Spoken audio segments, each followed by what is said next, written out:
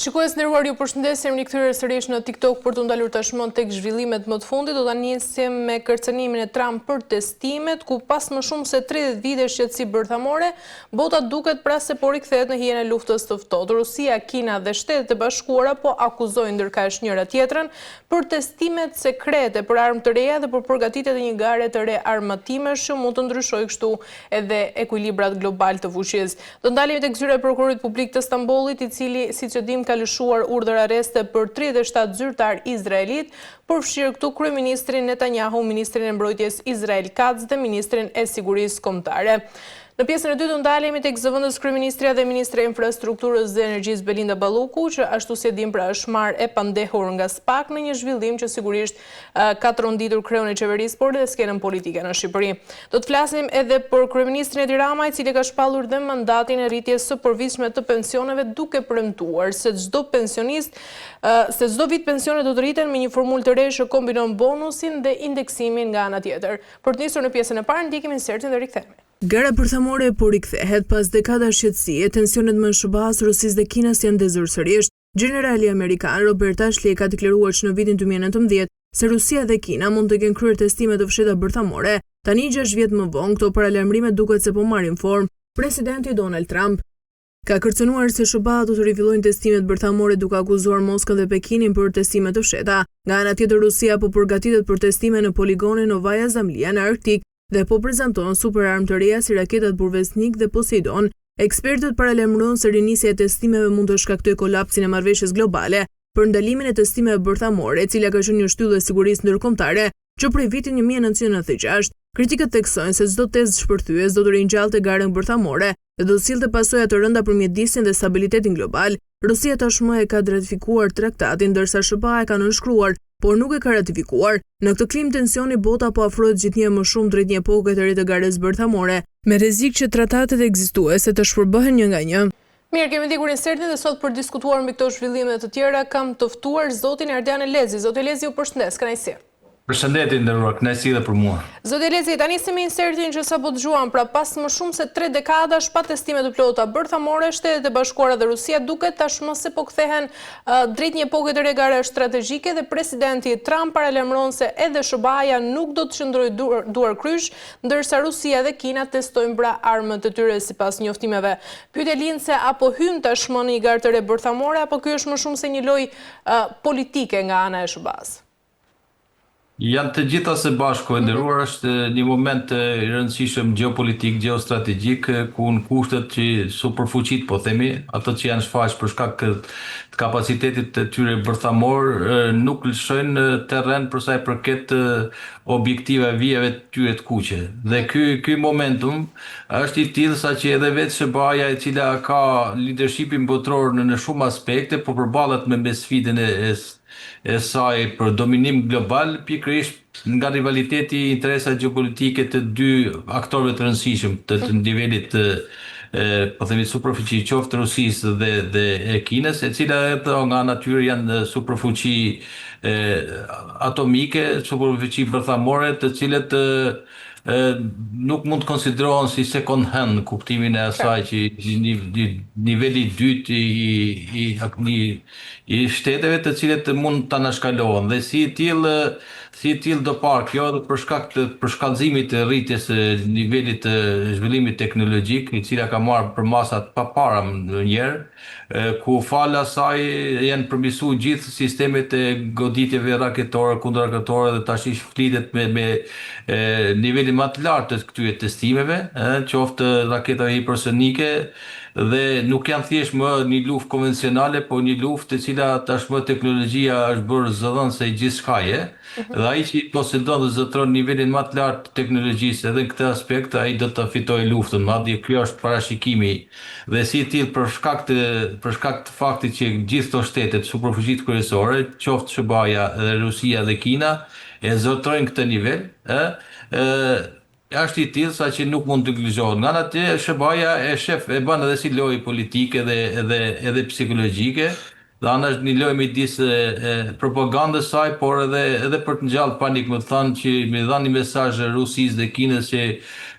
përballë jush unë nuk mund të rri i heshtur, po do të reagoj, por niveli i reagimit është nuk mund të jetë në kuptimin real, po Qartë. thjesht për të dhënë një mesazh frikë tyre që keni kujdes që SBA-ja nuk është e trembur nga ju, pavarësisht presioneve që i bëni, apo diskutime për mosarrritjen e paqes, për mosarrritjen e paqes. Do të thënë është diçka që më tepër përdoret në retorikë në fushata më së shumti publike elektorale, do të përdoret një retorikë e tillë për të mbledhë për të siguruar kohezionin e brendshëm në SBA si kundër vendet respektive, sesa për të dhënë një mesazh frike dhe kërcënimi real, sepse gjuhën marrëveshjes palët e kanë arritur, pavarësisht faktit që në niveli i kërcënimeve shkon deri në atë momentum ku ato janë detyruar që tulen, sepse përndryshe do të vijnë para një skenari të shkatrimit global pikërisht nga fakti që këto superfuqi e zotërojnë këtë nivel teknologjik dhe si tillë ato nuk mund ta anashkalohen dhe presionet janë të shumëfishta, përfshi ato elemente e deterrencës në sensin e presione ekonomike, psikologjike, diplomatike, ushtarake e tjerë shumë e rralla, do pa në tërsinë e tyre. Është një luftë sa politike, sa propagandë, sa mesazhe për të gjallë frikën, po sikundur edhe për të varë edhe presionin dhe fakti që janë kthy garës armatimeve, gara armatime ishte në doktrinën, po themi, ushtarake të luftës së ftoftë, e cila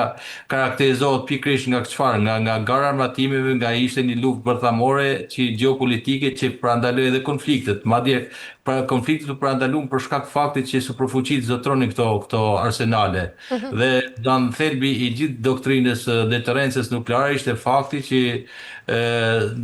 askush nuk mund të përdor armë ndaj njëri tjetrit, pikërisht nga Afrika e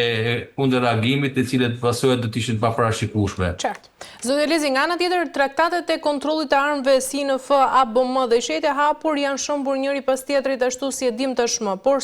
ndërsa CDBC-ja rrezikon edhe kolaps nga ana tjetër. Çfarë do të thotë i gjithë ky dobësim i traktateve për sigurinë globale dhe apo përgatitet bota tashmë për një periudhë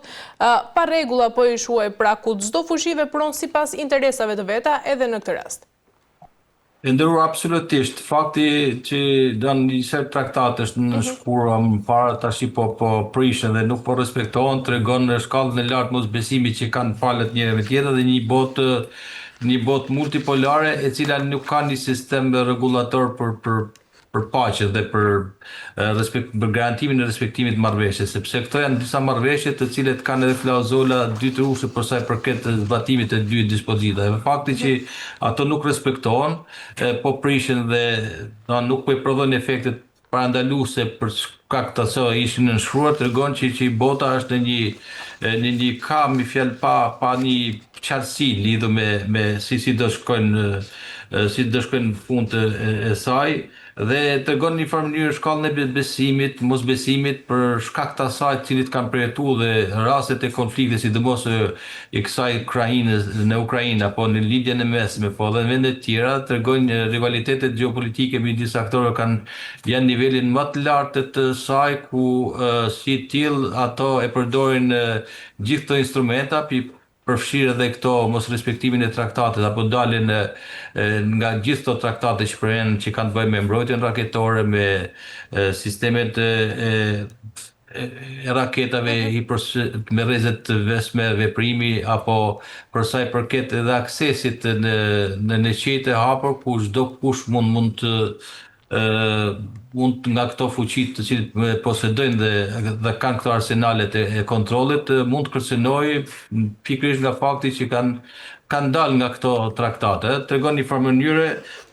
mënyre se rendi botror është futur në një sistem pa rregulla dhe ti lipset të rikonfigurohet. Kur themi lipset të rikonfigurohet, do të marrë në konsiderat pikërisht ky momentum për shkak fakti që teknologjia i ka imponu, po edhe niveli i përplas interesa dhe geostrategjike të tyre është në atë është i tillë sa që secila i imponon njëra tjetrës rregullat e veta. Rregullat e kur flasim me rregullat e veta, primarjen interesat dhe objektivat e tyre, të cilët që të arrihet kjo dakordsi duhet ato të konsiderohen. Duhet të konsiderohen sepse ndryshe do të jemi para një skenari edhe përplasjesh, apo siç e thamë neve ku teknologjia ban në fjalë është niveli i zhvillimit të teknologjisë është i tillë sa që duke u kesh përdor prej saj në kuptimin edhe nga aktorët e tjetër shtetëror apo jo profesionist, damet mund të jenë katastrofale në nivelin global si të tillë. Dhe pikërisht këto tregojnë që sistemi i marrëdhënieve ndërkombëtare duhet të rikonfiguru dhe palët duhet ulen për ta dakordsuar lidhje me një marrëveshje. Kur themi palët janë këto aktorë të rëndësishëm, të cilët ishin pjesë e kësaj marrëveshje, e këtyre marrëveshje që u përmendën, por që për shkak të interesave të tyre gjeopolitike dhe gjeostrategjike ato janë detyruar për dalë dhe për të përdorur si mjet presioni dhe për t'i dhënë liri veprimi dhanë veprimeve të tyre për çdo gjë që mund të fjalë që bjen ndesh me këto interesa. E qartë, zoti Rizi, Rusia nga njëra anë po teston dhe raketa si Sarmat dhe Burvesnik, ashtu si kemi diskutuar edhe në emisionet e kaluara, ndërsa nga ana tjetër Kina, ashtu si e dim, po zgjeron dhe arsenalin bërthamor pa kufizime pra nga traktati START. Pyetja është nëse është kjo tashmë një përpjekje e Moskës dhe Pekinit për të vendosur këtu edhe baraspeshën e dominimit amerikan? Absolutisht të ndruar, pavarësisht në qasive, ndryshme objektivat janë një lloj në kuptimin e disa qëllimeve terma afatmesëm dhe afatgjatë, të qoftë të Rusisë dhe Kinës. Kina ka një qasje afatgjatë për sa i përket arritjes objektive të saj gjeostrategjike, fokusuar më së shumti te dominanca ekonomike dhe rritja e përshkallëzimit ndikimit të saj përmes projekteve gjeostrategjike të rëndësishme si One Belt One Road dhe rritjes dhe konsolidimit të aleancave me gjithë shtetet partnerët të saj, qoftë në kuadër këtyre organizmeve të shtetet të jugut, por edhe kudo që Kina përshpërfaqet me zgjerimin e këtyre projekteve gjithë botën, qoftë në Evropë, qoftë në Afrikë, qoftë në Amerikën Latine e kështu me radhë, dhe si i tillë kjo është në qasja e Kinës që në një farë mënyrë bën aleancë me këtë dot cili nuk pranon një dominancë amerikane, apo pranon multipolaritetin si parim të sistemit të ri marrëdhënie ndërkombëtare që shinohet. Ndërkohë që Rusia nga ana tjetër po teston nivelin e zhvillimit teknologjik në teatrin e luftimeve për të dhënë një mesazh politik, diplomatik, gjeostrategjik dhe ushtarak që pavarësisht dobësive të shfaqura në kuptimin e